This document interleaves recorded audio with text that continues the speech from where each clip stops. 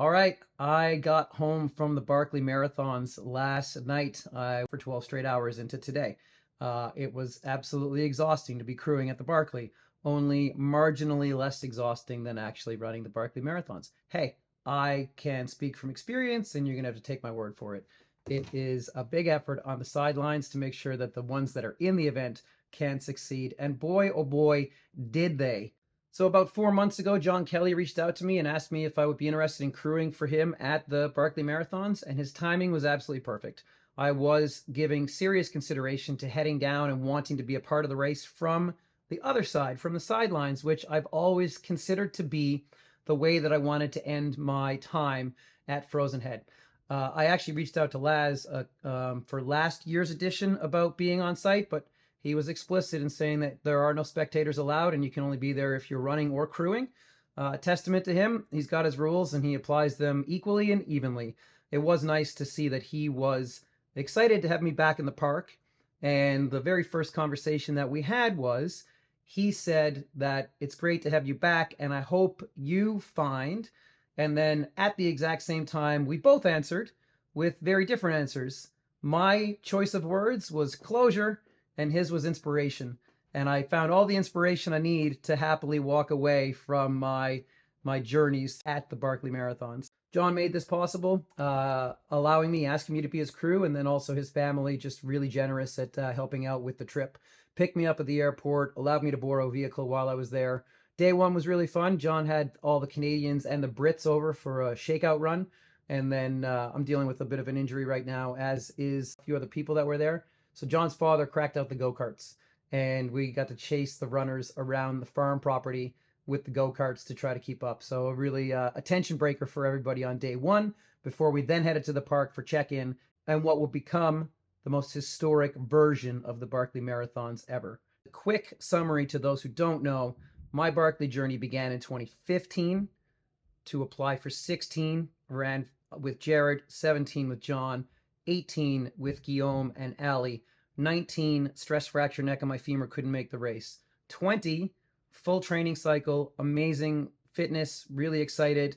The last time I was in Frozen Head prior to this was in February of 2020 with Jamil Curry and Andy Pearson, where we were on site in advance of the race, just trying to do some more scouting of the terrain that you're allowed to access. And then, as we all know, shortly thereafter, the world changed and shut down. And I found out that the borders were going to be closed, that things were shutting down literally hours after doing my last 12-hour workout in the entire training cycle. So I missed 2020 with the pandemic shutdown. And then a year later, we were still under the same restrictions and I could not get to the United States. So I missed 2021 as well. Then I was on the start list for the 2022 Barkley Marathons race. Keep in mind, this began in 2015. We're 7 years into this at this point in time. And the roll of the calendar year into January of 2022, I realized that my heart just wasn't in it the way that it was before. And family was taking priority and other things were unfolding as well. I've had a host of health issues over the last handful of years. Nothing dramatic, but I've got thyroid issues, I've got injury issues. I have a lot of other things that are preventing me from getting back to that level of fitness that would be needed to succeed.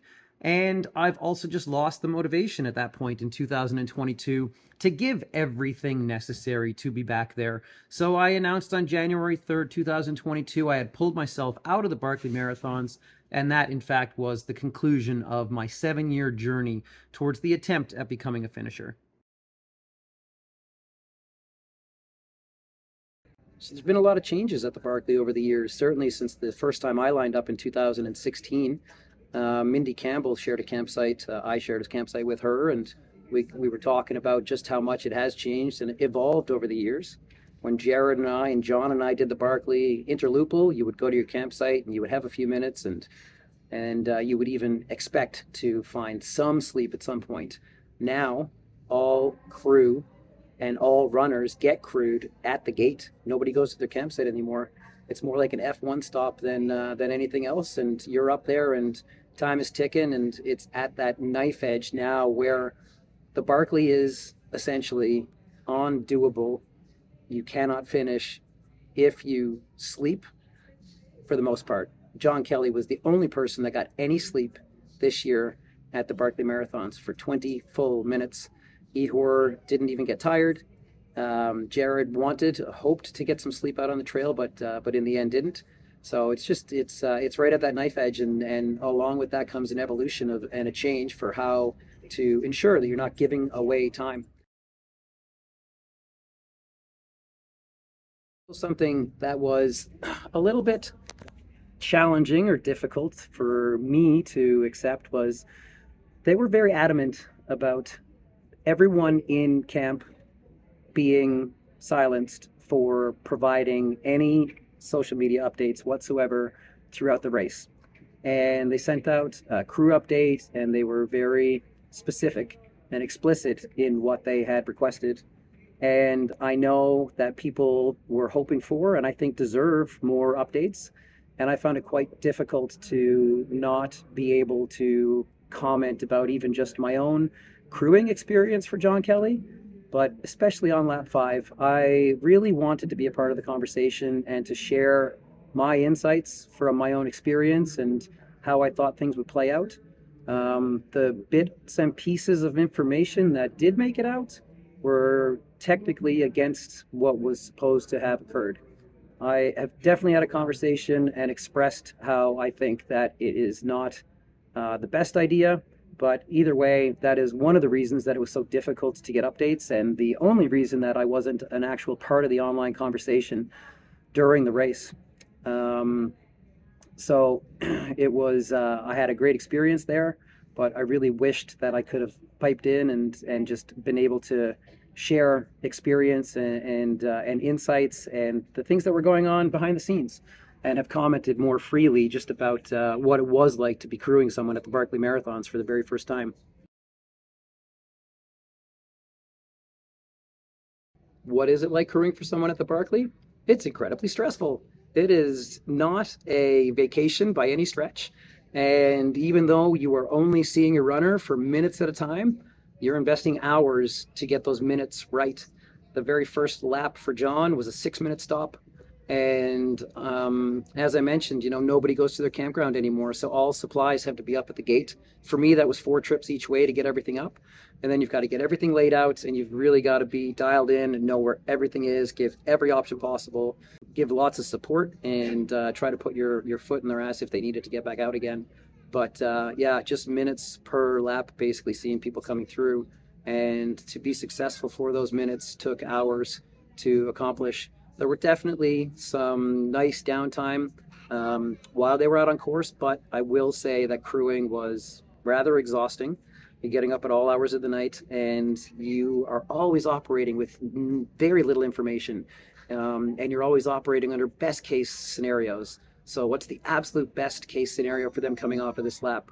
Well, you better be 30 minutes ahead of that. Well, you better be getting ready 30 minutes ahead of that 30 minutes. So an hour before there's even the potential for them to come in, you are going through the motions and getting everything loaded in and up. And then you sit there and you wait. And for the most part, the best case scenarios were very close for most of the laps, but fourth lap in particular, it was the one full dark overnight lap, the one full lap where they were out there the whole night, and they messed up some navigation, and we were hours and hours waiting at the gate, not knowing what was happening.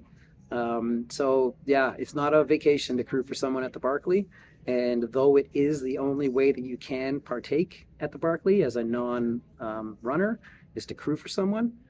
Yeah, if you do get the opportunity to crew for somebody, you can expect to be put to the test while you're there.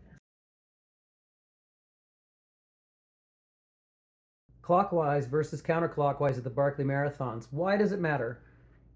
Short and sweet, in the clockwise direction, the books that you're searching for have better handles or capture points, meaning it's easier to kind of bounce off of the terrain into the book for most of them and not make big mistakes. In the counterclockwise direction, the books and the approaches can be a little bit more vague for a lot of them, and it's quite common in the counterclockwise direction to make bigger mistakes finding the books. So the clockwise direction is the preferred direction because of the navigation assistance that you get off of the natural terrain features. And how it works for people going out on lap 5 is the first person that touches the gate gets choice, and everybody else has to go the opposite direction to the last runner. The goal being to try to disperse them, to split them up, so you can't end up working in teams on 5. But we've never seen 7 people out on 5 before. So watching everybody get ready to go out on lap 5 was incredible. And to hear that bell, they ring a bell when you head out on lap 5. I I had one I had one unexpected emotional experience while I was in the park, and it was actually when they rung the bell for John to go out on 5. I don't know, it just really hit me. It was kind of the last thing I had in 2017. The last big positive thing that I had was the bell ringing before I headed out, and for some reason, when they rung the bell for John, it just brought back vivid memories of that. Anyways, 7. There were 7 people on the 5th lap at the Barkley Marathons. That has obviously never happened before. So, Ihor first, clockwise. John, wanting to assist Damien, allowed Damien clockwise, and John took counterclockwise. And then Greg snuck in there. And then the next two were Jared and Jasmine. And Jasmine was in the finisher chute, getting ready for the next lap, and everybody was really paying attention to Jared, who was just down near the bathhouse. And Jared started to walk up to the gate, and Jasmine needed another couple of minutes before she was going to head back out. He wants to see Jasmine succeed. He wants to see everybody succeed. He probably wants to see Jasmine finish more than anybody. And he asks her if she has a preference, and Jasmine says, "No, I'm good." And I don't know what would have happened next, but I immediately called out to Jared and came over to the sidelines, and I said, "Listen, she absolutely wants clockwise. She's just not going to ask for it." And he goes, "Okay, cool. Thanks for that." And then he walked back out, and then he asked her if she was about ready to go.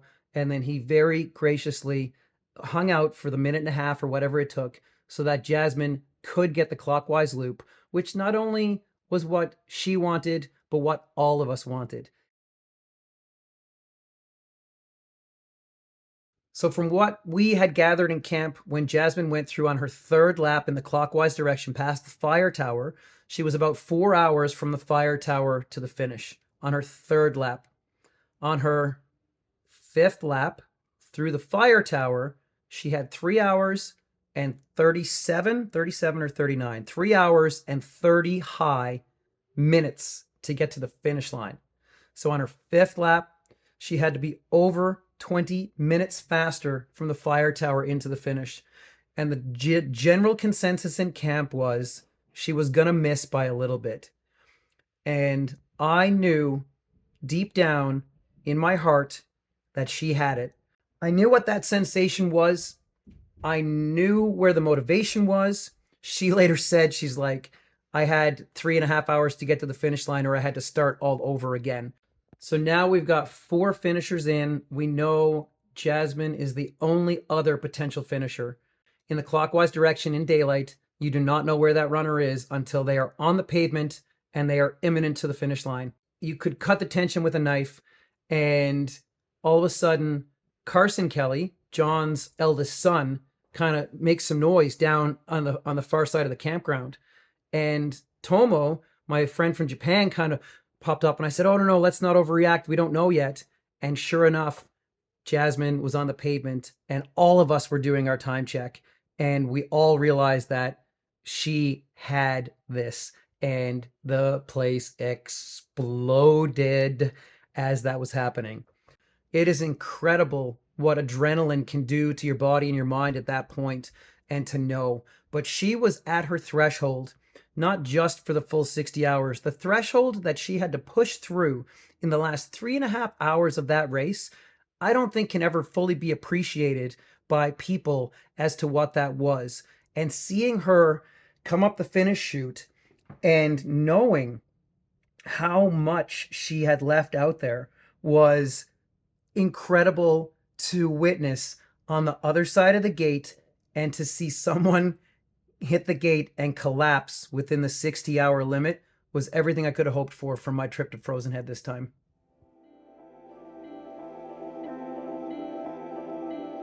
The Barkley Marathons gave me more than I ever could have wished for over the years that I got to go to the race. First and foremost, it showed me a side of myself that I always hoped was there but never knew for sure.